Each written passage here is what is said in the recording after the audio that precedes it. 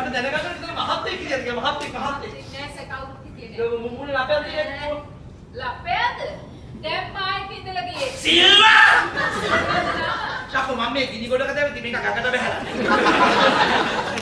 අපේ හම්දුරෝ විදර්ශනා භාවනාව කරන්නේ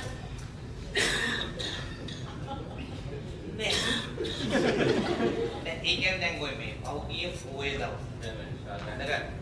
තිබුණු මේ භාවනා වැඩසටහනේ ඔය මඩ හිටියම ෆෝන් එකේ. විදර්ශනා භාවනා කරේම නැහැ.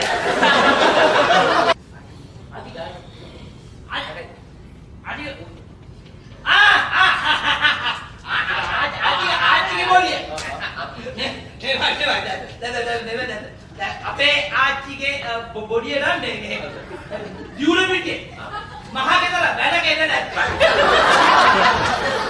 නෑ වැඩි කියන්නේ මට වෙඩි බෙහෙත් අගුණයි සර් තමයි පොඩ්ඩක් බලන්න ඕනේ මට බලන්න දෙන්නේ මම මේ සුරියත් දාලා ඉන්නේ සර් මොකද මේ සුරියට හැබැද්ද තිබ්බේ ආකේදිය එකපාරට උදාමුනේ ගැටේ ගෙඩිය උනා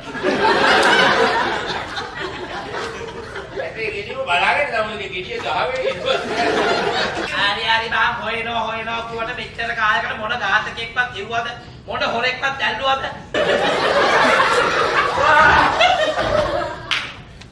හරි වා ටීවී එක රංගපානවා නළුයි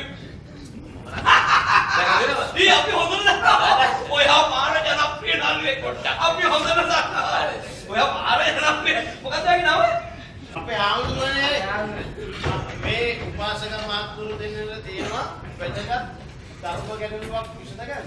අනේ මගෙන් බාධාවක් නෑ දෙන්න එක විසඳගන්න.